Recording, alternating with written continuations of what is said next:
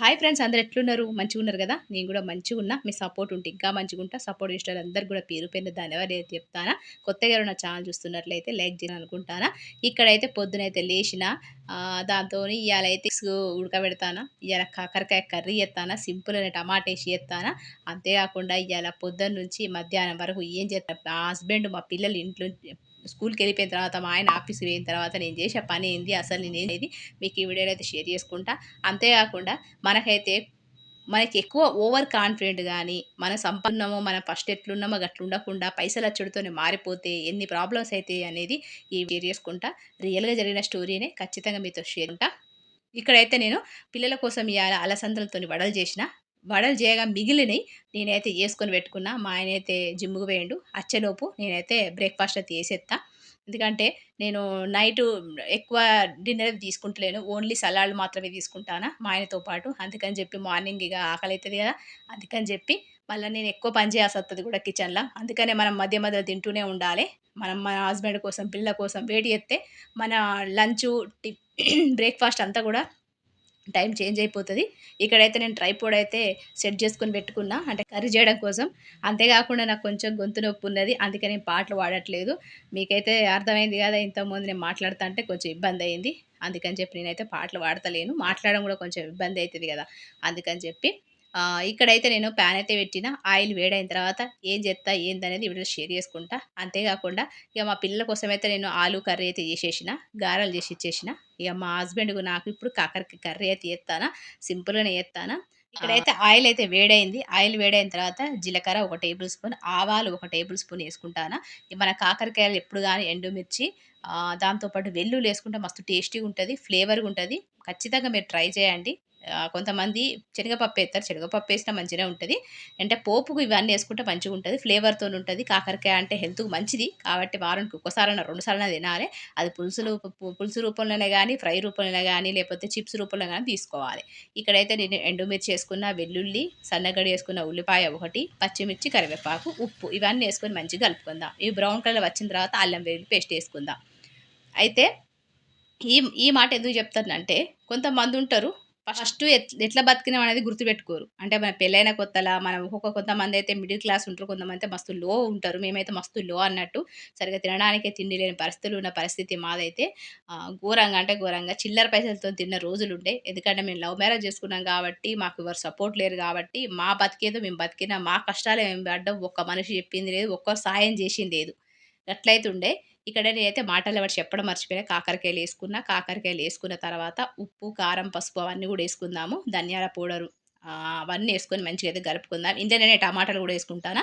ఇక మంచిగా ఉడికిపోతది. లో ఫ్లేమ్‌లో పెట్టుకున్నామనుకోండి, టమాటాలతో పాటు కాకరకాయలు గూడా మంచిగా ఉడుకుతాయి. ఉప్పు, కారాలతో కలిసి మంచిగా ఉడుకుతదని చెప్పి నేనైతే అన్నీ ఒకటేసారి యేసుకొని మూత పెట్టేసుకుంటా. మీరైతే చూసుకుంటే నా మాటలినండి. అయితే మేమైతే ఘోరమైన పరిస్థితులొచ్చినాం. ఎందుకంటే లవ్ మ్యారేజ్ అంటేనే ఒక్కరు సాయం జేయరు. అందులో వేరే క్యాస్టు, వేరే రిలీజియన్ గాబట్టి ఇంకా మాకైతే ఎవ్వరు సాయం జేయలేదు. మా అత్తమామలు ఒప్పుకున్నారు, చేసిర్రు. మా హస్బెండ్ నన్ను దగ్గర తీసుకొని చేసిర్రు గానీ, ఒక్క సాయం అయితే జేయలేదు. ఆ విషయం మీకు తెలిసిందే. కానీ మేము ఆ రోజు ఒక్కరోజు గూడా మేము ఆ రోజు ఏ రోజు అనుకోలేదు. మాకు అయ్యో! మేము ఇంట్లోంచి వచ్చేటప్పుడు మా దగ్గర పైసలు లేవు. అమ్మ నాన్నని అడిగింది లేదు మా ఆయన. నేను మా అమ్మ నాన్నలకి ఫోను చేసింది లేదు. వాళ్ళు చేషినా గూడా నాకు లిఫ్ట్ చేసింది లేదు. కాబట్టి అట్లా జరిగిపోయింది. కష్టపడ్డమే. కష్టపడే పైకొచ్చినాం. ఇప్పుడు కష్టపడి పైకొచ్చినంత మాత్రాన మనకు మనీ సంపాదిస్తాం అని చెప్పి ఏ రోజు మేమైతే అట్లా ఓవర్ కాన్ఫిడెంట్ అయితే లేకుండే. ఇక్కడైతే మా ఆయన జిమ్ నుంచి వచ్చిండు. నేను వంట చేత్తనే ఉన్నా. జిమ్ నుంచి వచ్చిండు. వచ్చేటప్పుడైతే బ్రెడ్డును, పాలైతే తీసుకొనొచ్చిండు. ఇంకా పాలు వేడి చేసి అయితే మా ఆయనకు ఈరోజు సింపుల్‌గానే బ్రేక్‌ఫాస్ట్ ఇచ్చేత్తానా. ఏంది ఇస్తానంటే నేను చియా సీడ్స్ అయితే పాలలో నానబెట్టిన. పాలలో నానబెట్టిన దాంట్లో నేను ఓహ్, కార్న్స్ ఫ్లేక్స్ ఏత్తానా. దాంతో పాటు డ్రై ఫ్రూట్స్, దాంతో పాటు యాపిల్, ఇంకేమైనా ఫ్రూట్స్ ఉంటే అవి గూడా మీరు యాడ్ చేసుకొని కిష్‌మిష్ అవన్నీ గూడా ఏసిత్తా. ఖచ్చితంగా మీరు చూడండి, మీకు అర్థమైతది. డైట్ చేసేటోళ్ళకైతే ఇలాంటి రెసిపీస్ మంచియి. ఎందుకంటే నైటు, మార్నింగు ఈ 2 టైంల మనం 2 పూటల మనం ఏం చేయాలంటే ఆయిల్ లేని ఫుడ్డు, ఫ్రై లేని ఫుడ్డు, మన అంతే కాకుండా నేచురల్‌గా ఉన్న ఫుడ్ తీసుకుంటే ఖచ్చితంగా వెయిట్ లాస్ అయితాం. అదే మధ్యాహ్నం పూట మాత్రం ఆయిల్ ఉన్నయి తినొచ్చు, ఫ్రై చేసినయి తినొచ్చు, చికెన్ తినొచ్చు, మటన్ తినొచ్చు, ఇంకెక్కువ రైస్ తిన్నా పర్వాలేదు. గట్లయితే 2 పూటల నార్మల్‌గా తినండి. ఒక పూట మాత్రం మస్తు హెవీగా తినండి. బ్యాలెన్స్ అయిపోతది. ఇక్కడైతే నేను పాలలో నానబెట్టుకున్న చియా సీడ్స్‌ల నేను కార్న్ ఫ్లేక్స్ ఏసేసిన. దాంతో పాటు ఇక్కడ నేను పంప్కిన్ సీడ్స్, సన్‌ఫ్లవర్ సీడ్స్ ఇష్టం ఉంటే అన్ని రకాల డ్రై ఫ్రూట్స్ కూడా ఏసుకోవచ్చు. అంటే బాదం, కాజు, కిస్మిసు, ఖర్జూరాలు, దాంతో పాటు అంజీరు, పిస్తా అన్నీ గూడా ఏసుకోవచ్చు. అంటే మనం ఎక్కువ తీసుకోవాలనుకుంటే అవన్నీ యాడ్ చేయండి. నేను సింపుల్‌గానే ఇస్తాను. కానీ హెవీగానే ఉంటది ఇది మాత్రం. ఎందుకంటే చియా సీడ్స్ డైజెషన్ కావడానికి లేట్ అయితది. కార్న్ ఫ్లేక్స్ అవన్నీ గూడా మంచిగుంటది. టేస్టీగుంటది. ఇట్లా 2 పూటలా మీరైతే ఆయిల్ లేని ఫుడ్డు, ఫ్రై చేయని ఫుడ్డు తినండి. ఒక్క పూట మాత్రం ఫుల్ హెవీగా తినండి. మీకు ఏది ఇష్టం ఉంటదో కర్రీ అంత ఇష్టంగా కలుపుకొని తినండి. అంటే ఎక్కువ కర్రీ ఉండేలాగా తీసుకోండి. గట్లయితే తీసుకోండి. మా ఆయనకైతే అట్లనే ఇత్తాను. నేను గూడా గట్లనే తింటాను. కాబట్టి మీకైతే చూపిత్తాను. ఇక్కడైతే ఆపిల్ కట్ చేసుకొని ఏసుకుంటానా. అయితే ఎంత కష్టపడ్డాం అనేది మర్చిపోతారు. ఎవరు మర్చిపోతారంటే కొంతమంది ఫస్ట్ జీవితం వాళ్ళది గరీబ్ జీవితం ఉంటది. తినడానికి సరిగ్గా తిండి గూడా ఉండదు. కానీ వాళ్ళకి ఏదో లక్‌గా కలిసొత్తది. అంటే మాటతోనో, ఇంకేదన్నా టాలెంట్‌తోనే ఆళ్ళు ముందుకు పోతారు. కానీ వాళ్ళు కష్టపడరు. అటునుంచి, ఇటునుంచి పైసలు నొక్కేయడమో, లేపోతే ఇంకెవరినైనా మోసం చేసి నొక్కేయడం లాంటివి జేత్తరు గదా! గాళ్ళు మధ్యల పైసలు సంపాదిస్తారు, కోట్లలు సంపాదిస్తారు, లక్షలు సంపాదిస్తారు. కానీ వాళ్ళు ఖచ్చితంగా మారిపోతారు. ఎందుకు మారిపోతారంటే వాళ్ళు కష్టపడింది గాదు గదా అది. చెమటోడ్చి కష్టపడిన పైసలు అవి కోట్లు గాని, లక్షలు గాని ఇంకేమన్నా మంచి పొజిషన్‌లో ఉండని మర్చిపోం. ఏ పొజిషన్‌లో ఉన్నామని ఖచ్చితంగా గుర్తుపెట్టుకుంటాం. అదే కాలు మీద కాలేసుకొని ఫస్ట్ జీవితం గరీబ్‌గుండి, ఇగ మధ్యలో జీవితము ఏదో లక్‌లో కలిసొచ్చిందనుకోండి, గప్పుడు గల్లంటోళ్ళు ఖచ్చితంగా మారిపోతారు. గట్లా మారిపోయిన వాళ్ళ స్టోరీలా ఒక స్టోరీ ఉన్నది. ఆళ్ళకేం జరిగింది ఫలితం అనేది మీకు జూపిత్తా, వినిపిత్తా. ఇక్కడైతే నేను కాకరకాయ అయితే మంచిగా ఉడికిపోయింది. ఉడికిపోయేటప్పుడైతే నేను ఎగ్స్ అయితే ఇట్లా యాడ్ చేసిన. 2 ఎగ్స్ మా ఆయన తినేసిండు. 2 ఎగ్స్ ఇందులో లాస్ట్‌ల గ్యాస్ అయితే ఆఫ్ జేసిన. గ్యాస్ ఆఫ్ జేసి చక్కెరేసుకున్నా. మీకిష్టం ఉంటే బెల్లం గూడా ఏసుకోండి. ఇలా బెల్లం ఏసుకుంటే ఇంకా మంచిగుంటది. కానీ ఇగ నేను బెల్లం ఏయలేదు. ఇక్కడైతే నిమ్మరసం ఏసుకున్నా. ఇవన్నీ గూడా గ్యాస్ ఆఫ్ జేసే ఏసుకుంటానా.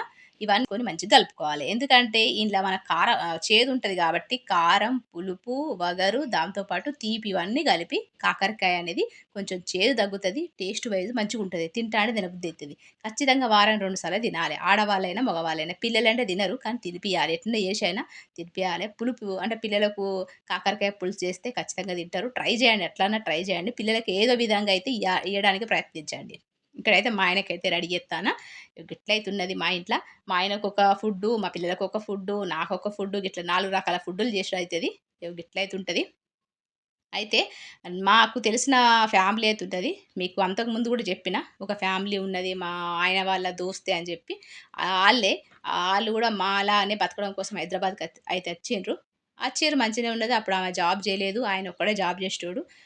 తర్వాత ఆమెకు పాప పుట్టింది. పాప పుట్టి కొంచెం 5 సంవత్సరాలు అయిన తర్వాత ఆమె గూడా జాబ్ జేసడం మొదలుపెట్టింది. ఇగ ఆమెకు వాళ్ళ హస్బెండ్ కన్నా ఎక్కువ మనీ రావడం అనేది స్టార్ట్ అయింది.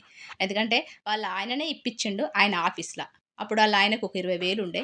ఇగ ఈమెకు మంచిగా జాబ్ జేయడము, ఆడవాళ్ళు కొంచెం సిన్సియర్‌గా జేత్తరు గదా! ఏదైనా పని మంచిగా జేత్తరు. ఓపికగా జేత్తరు. ఇగ ఆమె జేయడం వల్ల ఆమెకు కొంచెము మనీ అనేది రావడం మొదలుపెట్టింది. 30,000 వరకు ఆమె కన్నా ఎక్కువ, ఆయన కన్నా ఎక్కువ ఈమెకు ఎక్కువొచ్చేది సాలరీ. అట్లా 30,000 ఈమెకి 20,000 మొత్తం కలిపి 50,000 వచ్చేది. ఇగ మెల్లమెల్లగా జేత్తాంటే ఆమెకి ఇంకెక్కువ సాలరీ వచ్చడం మొదలుపెట్టింది. ఆళ్ళ హస్బెండ్‌కి తక్కువ వచ్చడం మొదలుపెట్టింది. ఇక్కడ చూత్తారు గదా! నేనైతే బ్రేక్‌ఫాస్ట్ అయితే రెడీ జేసేసిన. ఇగ మా ఆయనకైతే ఇచ్చేత్తా. దీంతో పాటు బాయిల్ చేసిన ఎగ్స్ గూడా ఇచ్చేత్తాను. ఇగ మా ఆయనైతే తినేసి ఆఫీస్‌కెళ్ళిపోతాడు. ఇగ ఆఫీస్‌కెళ్ళిపోయిన తర్వాత ఇంటి పని, వంట పని, సాయంత్రం పని అన్నీ గూడా చూసుకుంటా. కొద్దిసేపు రికార్డ్ జేత్తా, ఎడిటింగ్ జేత్తా. తర్వాత కొద్దిసేపు రిలాక్స్ అయితా, టీవీ జూత్తా. నాకిష్టం ఉంటే పాటలు పాడుకుంటా. నిజంగా మనకంటూ దోస్తు ఎవరు లేరు. మన ఇల్లే, మన వస్తువులే. మన ఇంట్లో ఉన్న వస్తువులతోనే మనం మాట్లాడుకుంటాం. మన ఇంట్లో ఉన్న వస్తువులతోనే మనం ముచ్చట్లు పెడతాం. మన ఇంట్లో ఉన్న వస్తువులతోనే మనం ఎంజాయ్ జేత్తాం. అంతే గదా! హ్యాపీగుండాలే. ఉన్నన్ని రోజులు ఆనందంగుండాలే. ఇగ మా ఆయనకైతే ఇచ్చేషిన. ఇగ మా ఆయన తినేత్తాండు. తినేసి ఇగ ఆఫీస్‌కైతే ఎళ్ళిపోతాడు. ఇగ ఇంట్ల కిచెన్‌లోకత్తే మాత్రం భయంకరంగుండే. కిచెన్ అయితే క్లీన్ చేసుకోవాలి గదా! మన ఫస్ట్ డ్యూటీ కిచెన్ క్లీన్ చేసుకోవడం. ఆ కిచెన్ అయితే ఫస్ట్ క్లీన్ చేసుకున్న తర్వాతనే ఇగ ఇంటి పని, వంట పని జేసుకుంటా.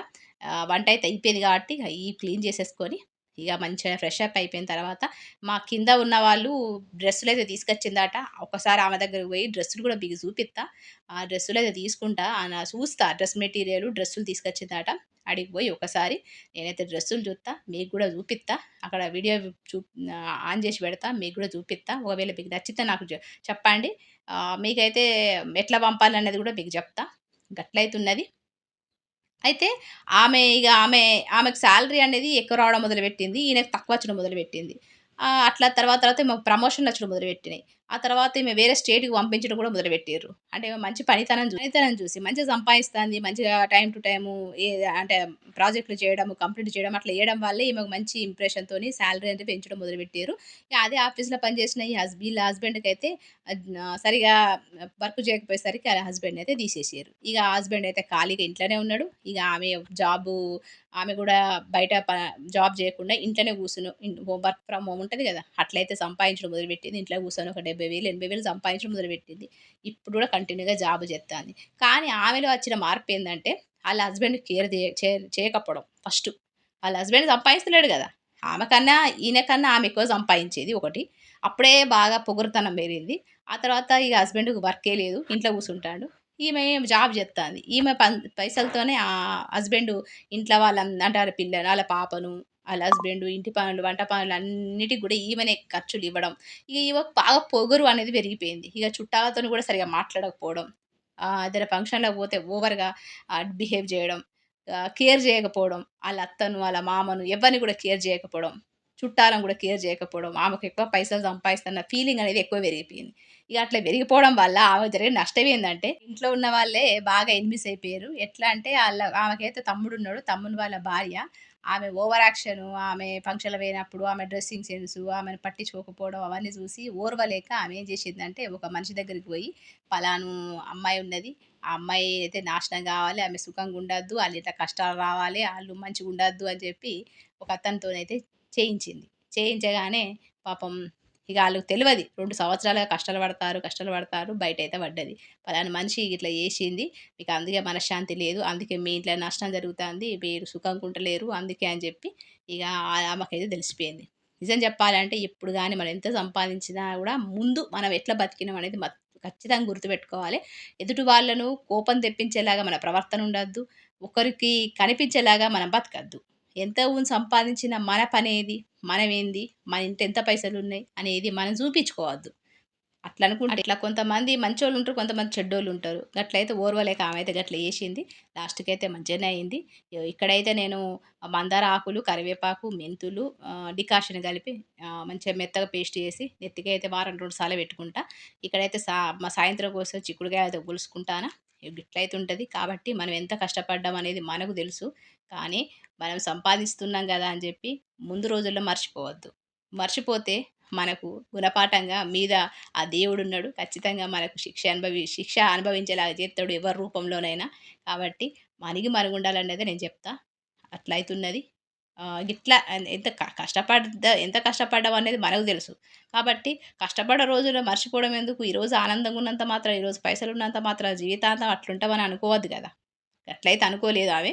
ఇప్పుడు రియలైజ్ అయితాంది. ఇగ గట్లయితున్నది. అట్లా రియలైజ్ కావడానికి ముందు అట్లా మారడమే తప్పు అని నేను చెప్తా. ఇగ గట్లయితున్నది. ఇయాల వీడియో మీకు నచ్చిందనుకుంటానా. మరి రేపటి వీడియోతో కలుస్తా మరి. అంతేకాకుండా రెసిపీస్ కూడా మీకు నచ్చినాయి అనుకుంటాను. ఇయాల సింపుల్‌గానే చేసినా. కొత్తగా స్పెషల్స్ అయితే ఏం చేయలేదు. ఇగ రేపటి వీడియోతో కలుస్తా మరి. అంతవరకు ఉంటా మరి. నమస్తే. సెలవు.